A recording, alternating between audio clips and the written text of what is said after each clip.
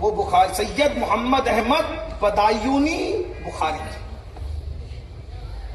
فرمایا محمد احمد آج میری نماز میں مزہ نہیں آیا. کھانا کدھر سے آیا تھا؟ دیکھو وضو چیک نہیں کیا, غسل چیک نہیں کیا, نماز میں مزہ نہیں آیا تو کیا چیک کر رہے ہیں؟ کھانا. اور ہم لوگ کھانے کو چھوڑ کے سب معاملے متقی بنے ہوئے ہیں. جو آ رہے آنے دو. تقویٰ کدھر ہے؟ جلسوں میں. تقویٰ کدھر ہے؟ ولیموں میں. تقویٰ کدھر ہے؟ لوگوں کے مہمان بن کے جانے ہو. اپنے کھانے کو چیک کرو. اگر یہ قوم صرف حلال کھانا شروع کر دے, خدا کی عزت کی قسم, جیسے علماء کے چہرے دیکھ رہے ہو ویسے اولیاء کے چہرے دیکھنا نصیب ہوں گے. جب تک تمہارے اندر حلال تھا ولی تم علماء کی طرح زیارت کرتے تھے. اللہ اکبر. بابا صاحب نے فرمایا لقمہ کھانا کس نے تیار کیا؟ المختصر یہ کہ محبوب الہی نے کہا سرکار میں نے کیا. کیا گڑبڑ کی؟ کہا حضور کچھ بھی نہیں. کہا بتاؤ. تو پھر کہا حضور بات یہ ہے کہ خانقاہ میں نمک ختم ہو گیا.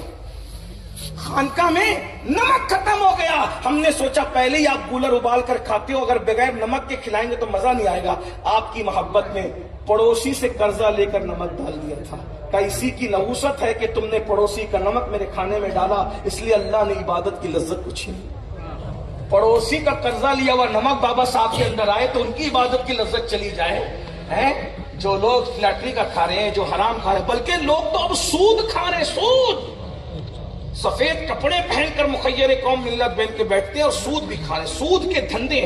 مولوی منع کرتا ہے تو آئندہ ہفتے مسجد میں رہنے نہیں دے گا تو سود پہ تقریر کیسے کرتا ہے. لیکن یاد رکھنا میری کلائی نہیں پکڑ سکتے آپ. میں تو کہوں گا اور میں جانتا ہوں کہ تم ایسے نہیں ہو, لیکن جن کو اس آواز کی ضرورت ہے میرا اللہ میں امید کرتا ہوں اس جگہ میری آواز کو ضرور پہنچائے گا. میرے بھائیوں سور دیکھ کر تمہیں گھن آتی ہے نا, سور دیکھ کر تمہیں نفرت آتی ہے نا, یاد رکھنا سور کھانا کم برا ہے, سود کھانا سور سے زیادہ برا ہے. سود بھی حرام ہے, سور بھی حرام ہے.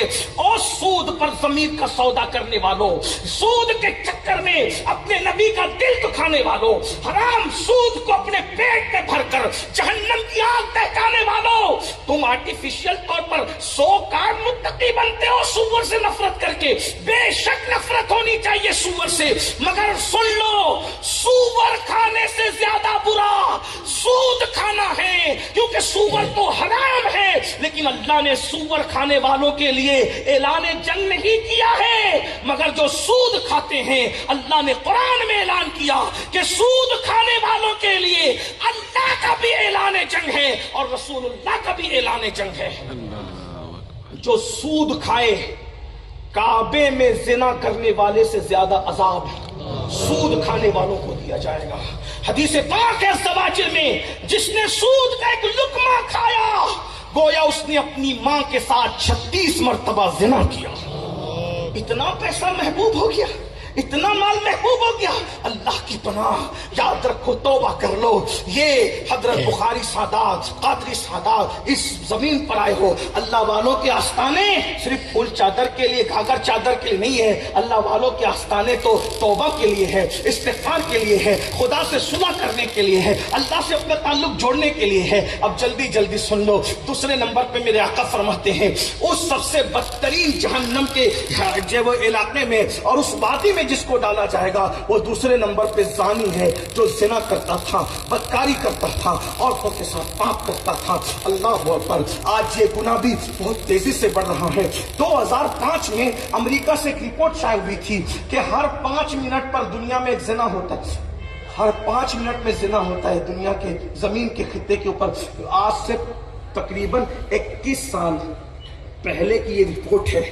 آج کیا زنا کا 16 17 سال کی عمر کے لڑکی اور لڑکیاں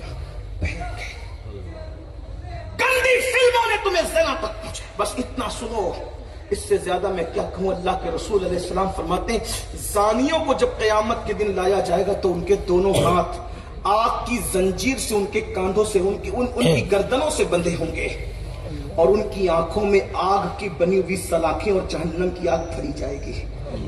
2 منٹ کی لذت کے لیے اتنا بڑا عذاب. اپنی آنکھوں پہ رحم کرو. جو آنکھیں پیاس کے ننھے ذرات برداشت نہیں کر سکتی, جو آنکھیں لکڑیوں کا دھواں برداشت نہیں کر سکتی, दिन का चला जाए तो आंखें रोह पड़ती है। नीम का ठंडा सुरमा जो आंखें बर्दाश्त न कर सके, वो इस दुनिया की आग से 70 दर्जा ज्यादा भड़कने वाली जहन्नम की आग जो पहाड़ों को पिघाल के पानी कर दे, जब जिना की वजह से इन आंखों में जहन्नम की आग भरी जाएगी, क्या होगा? अपने आप पे रहम करो। अल्लाह इरशाद फरमाता है, इन्ना बत्श रब्बिका लशदीद, तेरे रब की पकड़ बड़ी सख्त है, तौबा करो। और अल्लाह के रसूल सल्लल्लाहु अलैहि वसल्लम फरमाते हैं, फकीह अबुल्लाह समरकंदी अपनी किताब कुर्रतुल अयून में लिखते हैं कि जानियों को क़यामत के दिन जहन्नम की आग का कुर्ता पहनाया जाएगा, और वो आग का कुर्ता अगर किसी पहाड़ पे रख दिया जाए तो पहाड़ जल करके खाकिस्तान। 5-6 फुट का ये वजूद बर्दाश्त कर सके? नहीं बर्दाश्त। शादियां जल्दी करो, ज़िना क्यों करते हो, बदकारी क्यों करते हो? मैं तो अक्सर जलसों में कहता हूं, अगर जवान शादी करना चाहते हैं तो उन्हें शर्माना नहीं चाहिए, अपने माँ बाप के पास बैठ के पैर दबा के कहना चाहिए, मुझे शादी की जरूरत है, मेरी शादी कर दो। जिना करने की बजाय मांग लो अपने माँ बाप से दुल्हन। अरे तुम्हें खिलौने की जरूरत थी, तुमने खिलौने मांगे, मिठाइयों की जरूरत थी, मिठाइयां मांगी, कलम की जरूरत थी, कलम मांगा, किताब की जरूरत थी, किताब मांगे। अब दुल्हन की जरूरत है तो दुल्हन मांगो, हम तुम्हारे साथ खड़े हैं। ये सारे सादात और उलमा तुम्हारी हिमायत में खड़े हैं। क्यों? जिना करना बुज़दिल और नाम मर्दों का काम है, और दुल्हन मांगना ये शरीफ मर्दों को अल्लाह ताला ने ये सआदत अता फरमाई।